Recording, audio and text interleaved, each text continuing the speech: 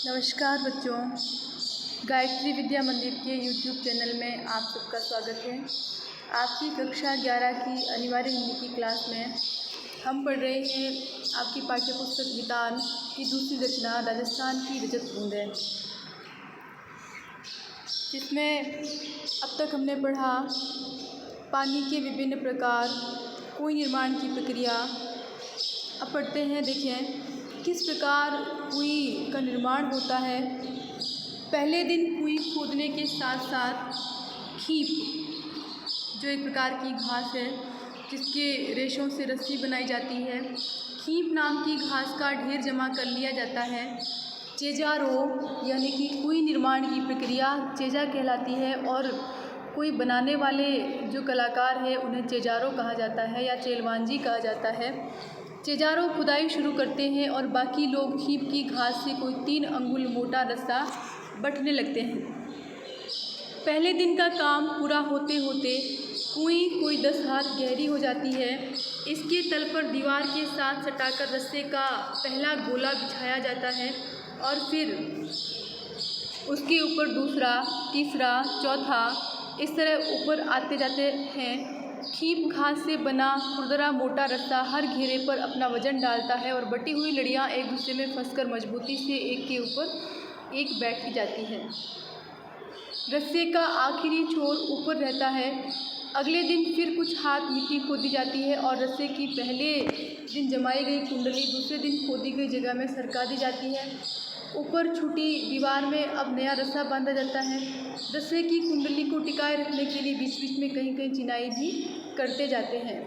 लगभग 5 हाथ के व्यास की कुएं में रस्से की एक ही कुंडली का सिर्फ एक घेरा बनाने के लिए लगभग 15 हाथ लंबा रस्सा चाहिए होता है। 1 हाथ की गहराई में रस्से के 8-10 लपेटे खप जाते हैं, यानी कि इस्तेमाल हो जाते हैं और इतने में ही रस्से की कुल लंबाई 150 हाथ हो जाती है। अब यदि 30 हाथ गहरी कुएं की मिट्टी को थामने के लिए रस्सा बांधना पड़े तो रस्से की लंबाई 4000 हाथ के आसपास बैठती है। नए लोगों को तो समझ में भी नहीं आएगा कि यहाँ कुएं खुद रही है कि रस्सा बन रहा है। कहीं कहीं न तो ज़्यादा पत्थर मिलता है और न खीप ही, यानी पत्थर और खीप दोनों जो कुएं के निर्माण में आवश्यक है वो दोनों चीज़ें नहीं मिलती है ऐसी जगह। और लेकिन रेजानी पानी है, यानी कि कुएं निर्माण का सामान नहीं है किंतु वातावरण जो है वो उसके अनुकूल है, रेजानी पानी है, तो वहाँ भी कुइयाँ ज़रूर बनती है। ऐसी जगहों पर भीतर की चिनाई लकड़ी के लंबे लट्ठों से की जाती है।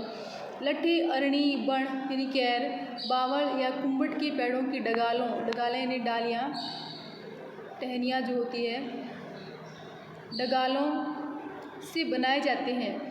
इस काम के लिए सबसे उम्दा लकड़ी, सबसे श्रेष्ठ लकड़ी जो है वो अरणी की ही है, पर उम्दा या मध्यम दर्जे की लकड़ी न मिल पाए तो आक तक से भी काम लिया जाता है।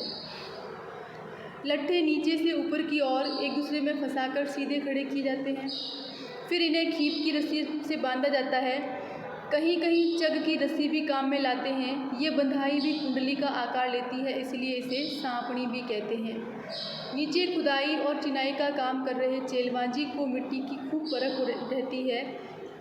खड़िया पत्थर की पट्टी आते ही सारा काम रुक जाता है। इस क्षण नीचे धार लग जाती है, चेजारो ऊपर आ जाते हैं। कुएं की सफलता यानी सजलता उत्सव का अवसर बन जाती है। कुएं सफल कब होती है? जब उसमें पानी भरना शुरू हो जाए। ये कुएं का सफल होना उत्सव का अवसर हो जाता है। यूँ तो पहले दिन से काम करने वालों का विशेष ध्यान रखना यहाँ की परंपरा रही है, पर काम पूरा होने पर तो विशेष भोज का आयोजन होता था। चेलवांजी को विदाई के समय तरह तरह की भेंट दी जाती थी। चेजारों के साथ गांव का यह संबंध उसी दिन नहीं टूट जाता था। आज प्रथा क्या है? इस प्रथा के अंतर्गत कुएं खोदने वालों को वर्ष भर सम्मानित किया जाता था। आज प्रथा से उन्हें वर्ष भर के तीज त्योहारों में, विवाह जैसे मंगल अवसरों पर नेक भेंट उपहार दिए जाते थे। फसल आने पर खलिहान में उनके नाम से अनाज का एक अलग ढेर भी लगता था। अब सिर्फ मजदूरी देकर भी काम करवाने का रिवाज आ गया है। कई जगहों पर चेजारों के बदले सामान्य गृहस्थ भी इस विशिष्ट कला में कुशल बन जाते थे। जैसलमेर के अनेक गांवों में पालीवाल ब्राह्मणों और मेघवालों जो अब अनुसूचित जाति के अंतर्गत आते हैं, कि हाथों से 100-200 बरस पहले बनी पार या कुइयाँ आज भी बिना थके पानी जुटा रही है। कुएं का मुंह छोटा रखने के 3 बड़े कारण हैं। देखो प्रश्न बनता है कि कुएं का मुंह छोटा रखने के क्या कारण हैं। तो रेत में जमा नमी से पानी की बूंदें बहुत धीरे धीरे रिसती है। दिन भर में एक कुएं मुश्किल से इतना ही पानी जमा कर पाती है कि उससे 2-3 घड़े भर सकें। कुएं के तल पर पानी की मात्रा इतनी कम होती है कि यदि कुएं का व्यास बड़ा हो तो कम मात्रा का पानी ज़्यादा फैल जाएगा और तब उसे ऊपर निकालना संभव नहीं होगा। छोटे व्यास की कुएं में धीरे धीरे रिसकर आ रहा पानी 2-4 हाथ की ऊंचाई ले लेता है। कई जगहों पर कुएं से पानी निकालते समय छोटी बाल्टी के बदले छोटी चड़स का उपयोग भी इसी कारण से किया जाता है। धातु की बाल्टी पानी में आसानी से डूबती नहीं, पर मोटे कपड़े या चमड़े की चड़स के मुंह पर लोहे का वजनी कड़ा बांधा होता है। चड़स पानी से टकराता है, ऊपर का वजनी भाग नीचे के भाग पर गिरता है और इस तरह कम मात्रा के पानी में भी ठीक से डूब जाता है। भर जाने के बाद ऊपर उठते चड़स अपना पूरा आकार ले लेता है। पिछले दौर में ऐसे कुछ गांवों के आसपास से सड़कें निकली है, ट्रक दौड़े हैं, ट्रकों की फटी ट्यूब से भी छोटी चड़सी बनने लगी है। कुएं के व्यास का संबंध इन क्षेत्रों में पड़ने वाली तेज गर्मी से भी है। कुएं का मुंह छोटा होने के कारण है, देखिए हम पढ़ रहे हैं, व्यास बड़ा हो तो कुएं के भीतर पानी ज़्यादा फैल जाएगा। बड़ा व्यास पानी को भाप बनकर उड़ने से रोक नहीं पाएगा। कुएं को उसके पानी को साफ रखने के लिए उसे ढककर रखना जरूरी है। छोटे मुंह को ढकना सरल होता है। हर एक कुएं पर लकड़ी के बने ढक्कन ढके होते हैं, ढके मिलेंगे। कहीं कहीं खस की टाट जो है की तरह घास फूस या छोटी छोटी टहनियों से बने ढक्कनों का भी उपयोग किया जाता है। जहाँ नई सड़कें निकली है और इस तरह नए अपरिचित लोगों की आवक जावक भी बढ़ गई है, वहाँ अमृत जैसे इस मीठे पानी की सुरक्षा भी करनी पड़ती है। इन इलाकों में कुइयों के ढक्कनों पर छोटे छोटे ताले भी लगने लगे हैं। ताले कुएं के ऊपर पानी खींचने के लिए लगी घिरनी चक्री पर भी लगाए जाते हैं। कुएं गहरी बने तो पानी खींचने की सुविधा के लिए उसके ऊपर घिरनी या चक्री भी लगाई जाती है। यह गरेड़ी, चरखी या फरेड़ी भी कहलाती है। फरेड़ी लोहे की 2 भुजाओं पर भी लगती है, लेकिन प्राय ये गुलेल के आकार के एक मजबूत तने को काटकर उसमें आर पार छेद बनाकर लगाई जाती है। इसे ओड़ाक कहते हैं।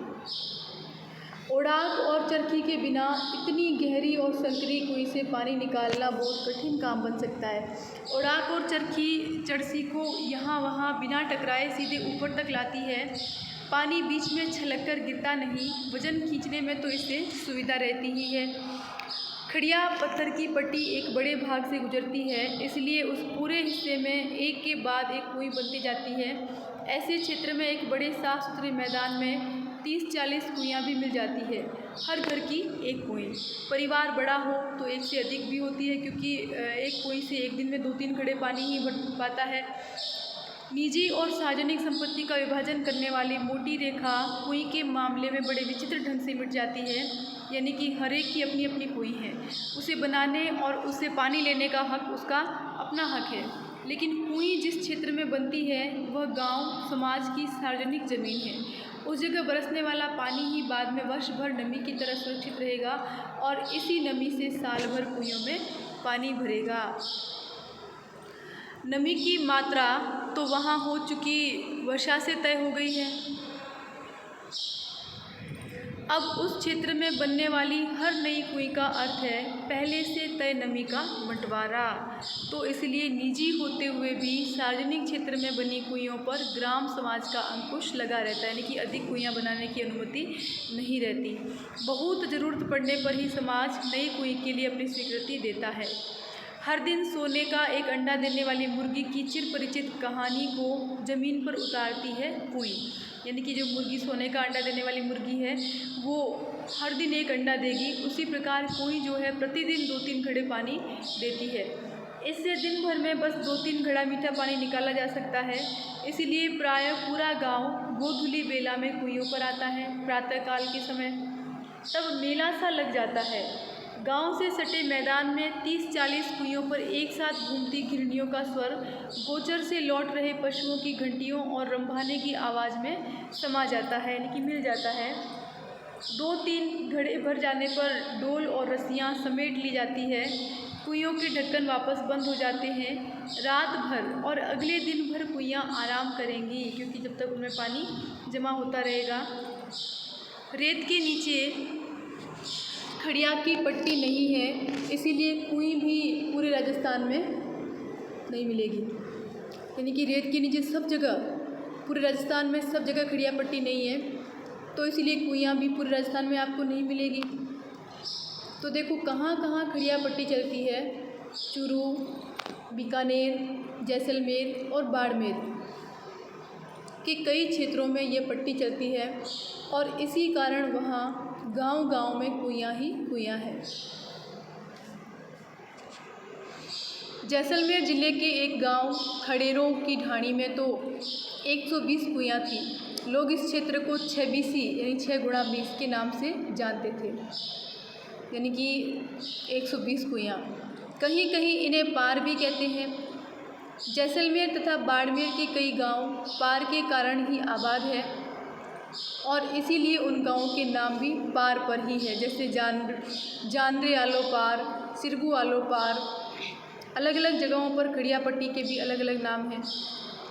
देखो खड़िया पट्टी के क्या नाम हैं अलग अलग जगहों पर। तो कहीं ये चारोली है, तो कहीं धादड़ो, धड़धड़ो, कहीं पर बिट्टूरो बलियो के नाम से भी जानी जाती है। क्या है ये? मिट्टी के प्रकार। खड़िया मिट्टी के प्रकार कौन कौन से हैं? धादड़ो, धड़धड़ो, बिट्टूरो बलियो। तो कहीं इस पट्टी का नाम केवल खड़ी भी है, और इसी खड़ी के बल पर खारे पानी के बीच मीठा पानी देती है खड़ी रहती हुई कुई। तो ये था राजस्थान की रजत बूंदें। बहुत ही रचनात्मक पाठ था। किस प्रकार समस्यात्मक क्षेत्र, जल की समस्या वाला क्षेत्र राजस्थान जो है, वहाँ अमृत जैसा मीठा पानी सूखे इलाके में भी कुएं के माध्यम से संचित करके और प्यास बुझाई जाती है। राजस्थान में कुएं किसे कहते हैं, इसकी गहराई और व्यास और सामान्य कुओं की गहराई और व्यास में क्या अंतर होता है, बिल्कुल प्रश्न आप कर सकते हैं। दिनों दिन बढ़ती पानी की समस्या से निपटने में ये पाठ आपकी कैसे मदद कर सकता है, तथा देश के अन्य राज्यों में इसके लिए क्या उपाय हो रहे हैं, जानें और लिखें। चेजारों के साथ गांव समाज के व्यवहार में पहले की तुलना में आज क्या फ़र्क आया है।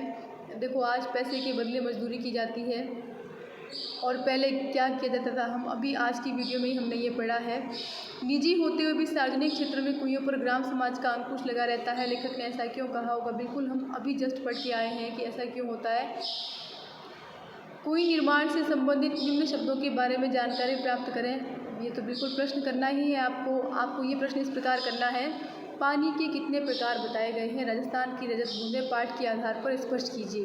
तो पालल पानी, पाताल पानी और रेजाड़ी पानी, तीनों प्रकार के पानी जो है कौन कौन से होते हैं, बिल्कुल आपको स्पष्ट करना है। ठीक है,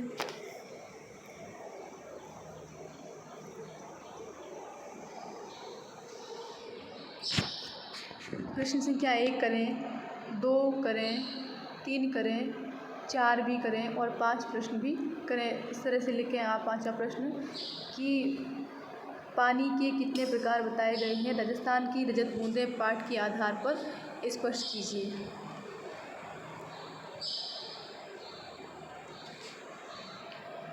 तो इस तरह से राजस्थान की रजत बूंदें पाठ होता है आपके समाप्त। आप अभ्यास प्रश्न कर लें ये सारे।